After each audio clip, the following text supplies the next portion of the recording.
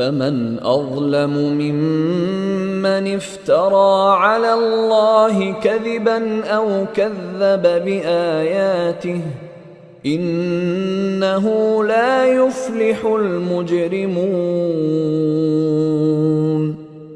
فمن پس من جو یکون ازلم کون ہے اس سے بڑھ کر ظالم، افعل کے وزن پہ ہے، مقابلتاً زیادہ کے معنوں میں آتا ہے۔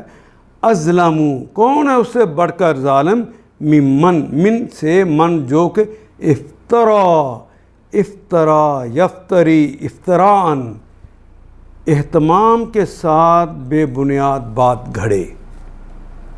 اس سے بڑھ کر کون ظالم ہوگا جو اہتمام کر کے بے بنیاد بات گھڑے اللہ اللہ کے خلاف، کاذباً جھوٹی، او کذبا یا جھٹلائے بھی آیاتی ہی، بے کے متعلق آیات ہی اس کی آیات کے متعلق جھٹلانے کا کام کرے۔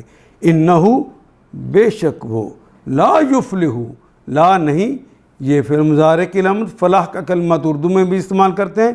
انہ لا یفلح وہ نہیں فلاح دیتا، المجرمون مجرموں کو، اور مجرم کا کلمہ اسی طرح اردو میں بھی لکھا جاتا ہے، واو نون تو جمع کی علامت ہے۔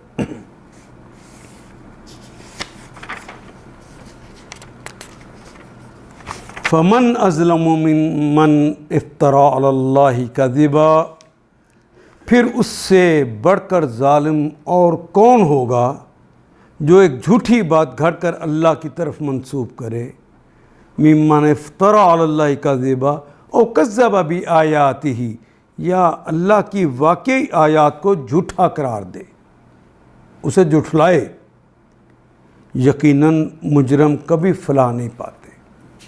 ان آیات کو ایک دفعہ پھر تلاوت خود کیجیے، عربی و مبین پڑھتے ہوئے دیکھیے کیا بات پوری اندر اتر رہی ہے، کیا یہ اردو کے سانچے میں ڈھلتی گئی ہیں عبارتیں۔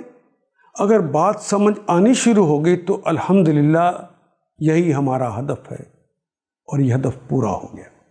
اللہ میرا اور آپ کا حامی و ناصر۔ الف لام